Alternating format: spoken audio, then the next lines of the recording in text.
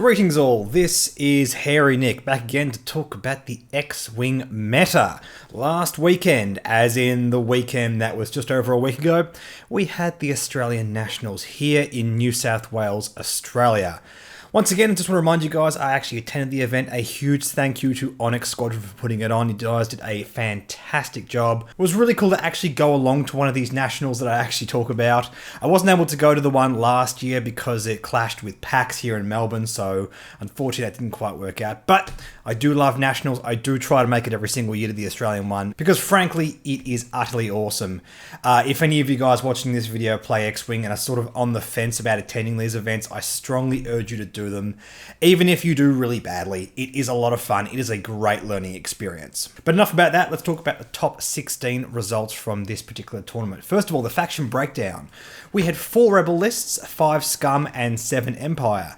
Actually a pretty good showing for the Rebellion this time. Despite the fact that they were the lowest in terms of representation, they did have 2 lists make it into the top 4. Indeed, Scum had no list in the top 4, which is a bit of an anomaly in itself. But at least here we see a bit of results from the Rebellion, maybe one of these archetypes that we're seeing will break through somehow. We'll talk more about that when we actually get to the lists. We had a total of 36 small ships flown, 11 medium base ships, and 5 large base ships, which is actually quite a lot for large base ships these days. A total of 2 lists flown flew 2 ships, 5 lists of 4 ships, and a single list with only 5 ships.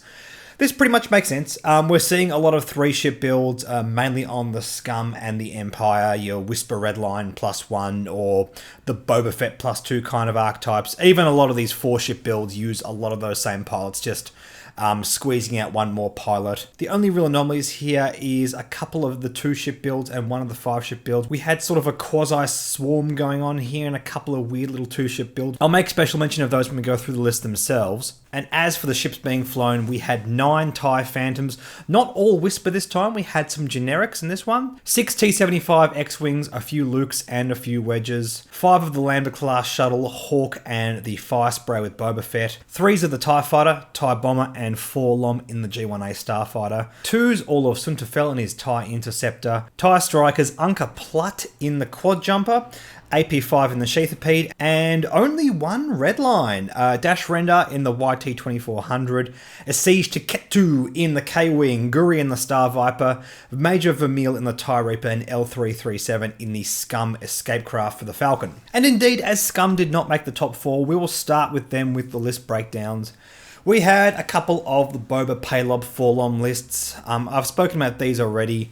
Basically, Scum are favouring good stuff lists at the moment. And when I say good stuff, I mean just individual pilots that perform well that don't necessarily rely on strong synergies between each other. I mean, you can make the argument here that yes, Paylob and 4-LOM is giving you enough control to sort of make Boba Fett more effective, but it's not really what's going on here. Each of these 3 pilots perform really well by themselves. Just a quick note here, this list here by Grant O'Dwyer is actually exactly what I flew in the tournament, except I didn't have Trickshot on 4-LOM. Whether or not that 1-point bid is that important, basically all the Empire lists flying like your Whisper and your Redline, that you really want to try and fly after if Boba Fett can, generally runs between a 5 and 10 point bid, so I can understand just leaving it off. I'm not convinced that Trickshot has a lot of value here, but really, there isn't a whole heap of difference having it on or off, I will admit that. And a nice variation down the bottom here in Ryan's list with IG-88D on Boba Fett. I think both of these are as relevant as each other. I don't think there is a better way to approach this. It really comes down to what you like. Personally for me, I just cannot go past Debris Gambit on Boba and Trickshot on Paylob.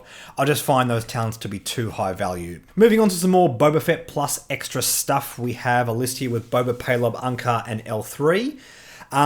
Interesting as a thought experiment. Yes, you can trade off 4-LOM for 2 different ships. L3 gives you a coordinate on the board, and Unka Plutt gives you a nice bit of control. Dig that.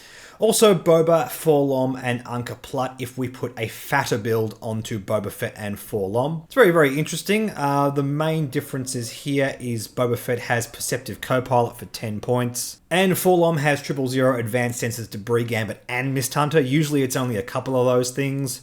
I don't know if it's necessarily better than just having the 4th ship, but it does seem like all of these upgrades do justify their place, so can't really complain too much there. Also, as a one-off, as this last Scum list, we had a Boba Fett and Guri.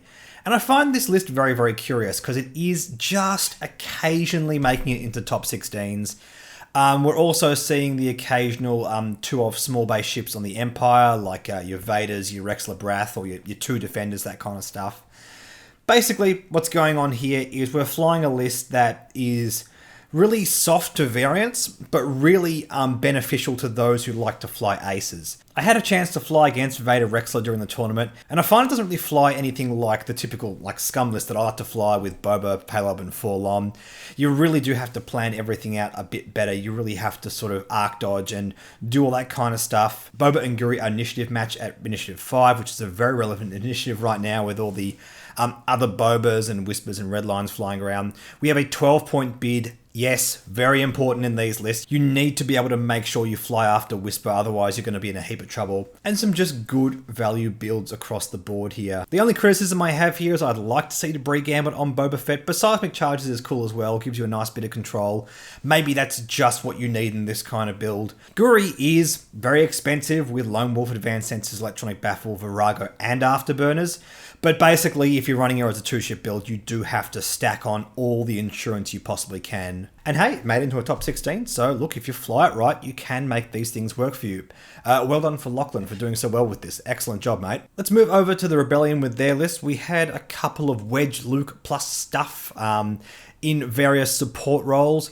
Interesting to note here, we have a list with AP5, but another one with AP5 and Jan Ors.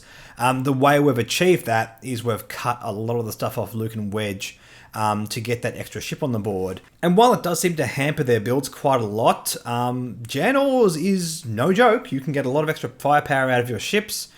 With Luke and Wedge. I don't know about flying Luke without even a Force upgrade. That does feel a bit risky to me. But at the same time, if he's slinging extra dice, you can damage race your opponents pretty effectively. Luke and Wedge are both awesome pilots. I hope we do see a bit more of them see meta play. And with the fatter builds, what do we have here? Your Proton Torpedoes, Crack Shot, Supernatural Reflexes, Shield Upgrade R2. On Jyn Erso on AP5 means you can get extra evade tokens. Yeah. Seems like a lot of fun. I really don't know which one of these I prefer. I mean, my gut says I really want to fly Jan Ors alongside these. Apart from everything else, Jan Ors has yet another 3 dice attack on the board. So, yeah, that's all really powerful. Really cool lists. I dig these. And the other 2 Rebel lists, and these are the 2 that actually made the top 4.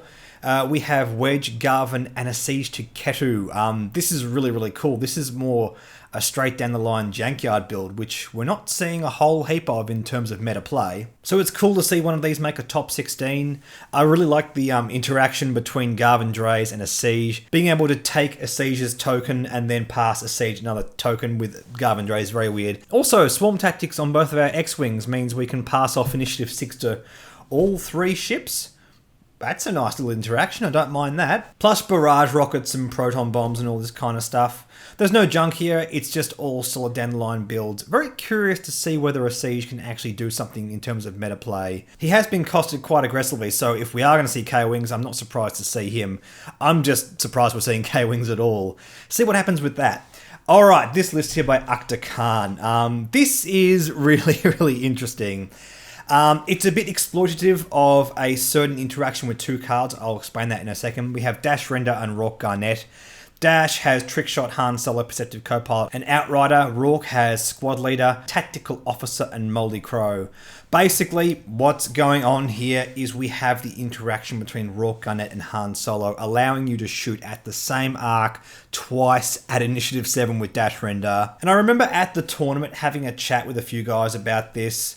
And saying, oh, well, we need to change the interaction in between this. I usually don't agree with that kind of talk. This kind of reactionary nature the X-Wing community tends to have of going, oh, this just spiked a tournament, we have to change the wording on this. In this case, I actually do agree with that. Because I do agree when something works clearly in a way that FFG didn't intend, that really jacks up the power level, that is something I am concerned about. So I'm pretty sure that Han Solo will not let you shoot at the same arc later that turn and will not let you shoot at that arc if you already have. The reason that Han Solo is worded differently from Veteran Turret Gunner, because usually the timing works out Han Solo shoots first and your pilot shoots second, as opposed to with Veteran Turret Gunner, it's your pilot, then Veteran Turret Gunner.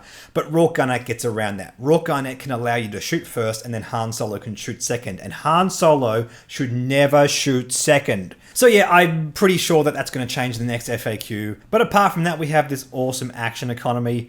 Rourke Garnett can even coordinate with White coordinates with that tactical officer, just making sure Dash Rendar has as many modifications as he could possibly need. Focus and target locks quite often. His ability allowing you to fly over rocks to position yourself perfectly, just picking off its opponent's ships one by one. I actually managed to catch Akhtar's top 8 game, and I just saw the way he flew it. Being able to position himself so only one of his opponent's ship was in range, and because all of his opponent's ships had to fly around rocks, Dash could leverage his advantage over that. Bottom line is, this is a really nasty list to fly against, and even if they fix up that interaction, I still think there is something to Dash Rendar. If it's not Han Solo, maybe Bastan or something like that. I am curious to see whether Dash can see a bit more meta play, even if he doesn't have that interaction, and I'm pretty confident that he might be able to. Okay, moving over to the star faction of the day, the Empire. We had a couple of sort of mini swarm lists. This one here by David Leslie with Colonel Jendon, 3 Gamma Squadron Aces with proton torpedoes, and an Academy Pilot.